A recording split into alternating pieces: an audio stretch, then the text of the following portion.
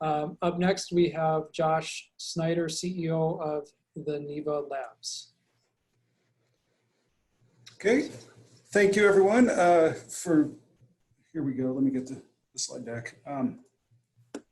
Okay, yep, thank you, Brad. I appreciate the opportunity to speak today about our company, the Niva Labs. Our company has two major focuses. The first is the Niva Labs, which is a California licensed cannabis testing lab. We're located in Los Angeles. And the second major thrust of our company is a contract research division, which is serving pharmaceutical biotech as well as cannabis and CBD companies. And our mission really is to provide excellent testing to the California cannabis market and CBD market. Also, we provide product development services to the product development support for cannabis and CBD companies, and then brand elevating research for the industry too. And what really makes us different is the focus on quality, customer service, and collaborative partnerships where we're helping to solve problems, not just do testing. We also have the best technology available, and we're very unique in that 2/3 of our team has advanced degrees and accomplished research backgrounds. So the opportunity for testing is, a $4 billion and growing market in cannabis in California. Estimated revenues for testing labs last year were about 100 million. And we also can test products for CBD, hemp, nutraceutical, and food and beverage industries. Now, the second opportunity is contract research, and our clients are pharma and biotech companies who have an annual budget of about $190 billion globally for research, and 25% of that is outsourced to contract research labs like ours, and that number is growing rapidly. The outsourcing trend is continuing with 11% annual growth in that market. And so we have four major revenue streams. In the early days, cannabis testing is what we've always anticipated to be our major revenue stream. However, that could change very quickly. We have hemp and CBD testing, consulting revenues, and the contract research we anticipate becoming by far the biggest source of revenue going forward, with the potential for a total of 74 million annual revenue by 2024 for the company. We're unique again because most labs derive all or most of their revenue from testing. However, we're much more diversified. We have contract research, consulting, and other revenue streams. And of course, every testing lab provides testing. A few provide troubleshooting, and even fewer help companies with product development. But what makes us very unique is that we provide research for cannabis and CBD companies, and those are paid contracts. We've already had good traction in that area, and I don't know of any other testing lab that's also doing supporting drug development in pharmas and biotechs. So that's where we really set ourselves apart. So our background, we come from cannabis testing, contract research, pharma and biotech, and cancer drug development. That's what I was doing before I founded the company.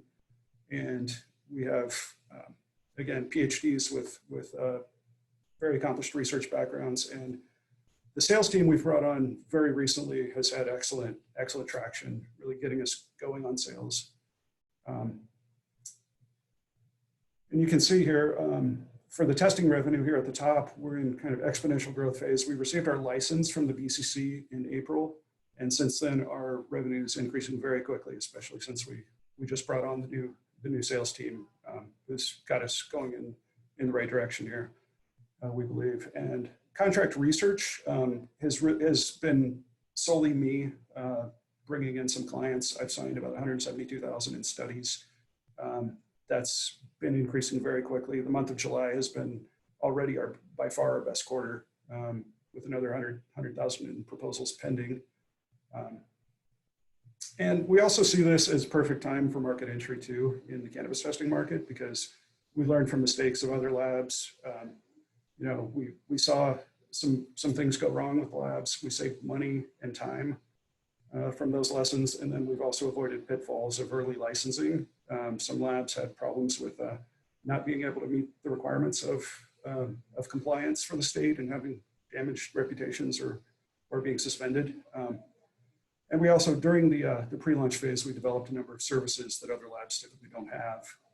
And what we've seen really bottom line is that we're offering some services that the market's been missing, which you can see in some testimonials here. We've worked with several major brands, and these companies have all really been at a lack to find a good research partner that is also a testing lab. So we found a good niche for ourselves here. And so to date, all of our funding has come from a single family and revenue that we've generated so far. And we're looking to raise $2 million in additional funding to grow the business rapidly. We see opportunities to really accelerate our research area of the company. We've seen a number of demand for some of our newer service offerings lately. And you know, that funding, 2/3 approximately would go to equipment, and then sales and marketing and new hires being the other sources or uses for funds. So that's all I have. Thank you very much. I've answered any questions. Thank you, Josh.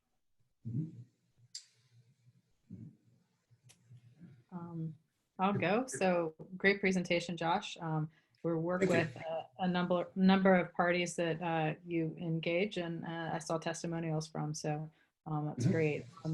Going back to yeah, totally. The 10% of the market via 24 with a $74 million revenue by then. Can you sort of break down what your thoughts are on what audience that's going to come from? Is that going to be derived mostly from research parties where you're assisting them on the product development side, or the sort of more traditional potency and microbial tests and otherwise?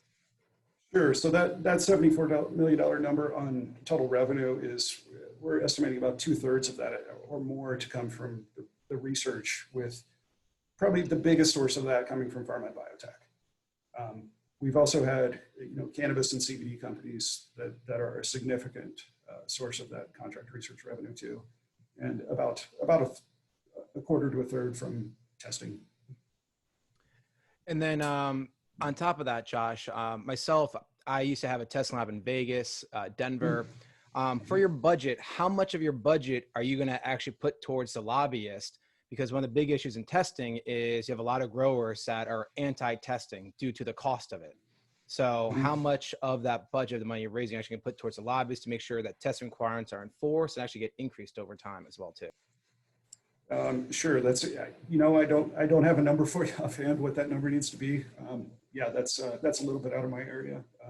That would be probably a good question for our sales and marketing team. Okay, no problem. Thank you though. Yeah. Hey, Josh, question for you. I mean, you have the analytical lab, which provides some revenue today. It doesn't seem like that's really a major focus for you in your growth. Is that an accurate statement? You're really focused on your contract research and biotech development and pharma development? Well, I think that's the biggest opportunity, long-term. However, I'm definitely not minimizing the opportunity with testing. It is a very good opportunity too. We're just devoting 2 different teams and sets of equipment, and ultimately two different spaces to those 2 different efforts. So my projection is that in the next year, testing is probably a little bit bigger, but a couple years from now, research is bigger. Yeah, I mean, just with that as a follow-up, your 10% of the market's a very large percentage of the market in a segment that is probably not where you're going to focus most of your time and attention. And I would maybe focus on the area that you see the fastest and greatest opportunity for you guys. It jumped out to me as maybe not where you're focusing your time anyway. Right, sure. Well, yeah, I personally spend a lot more of my time on the research side, but our lab director is 100% on the testing side. Josh, there are a number of CROs in the United States and Canada that have relatively good track records. How, as a new CRO, do you see yourself competing?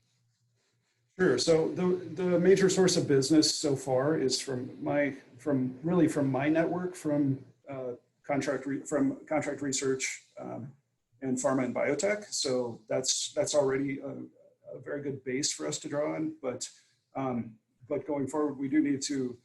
We're forming partnerships with other CROs. We're getting a lot of referrals that way, and we're also going to be dedicating marketing and sales efforts. That's part of what the raise is for too. To that, and we also position ourselves as a niche CRO because we're taking on, smaller CROs are able to provide better attention to more difficult projects. That's where we come in, and we're also catering especially to any pharmas doing cannabinoid drug development, and we'll have some other niches for cancer drug development where we have specialized expertise too.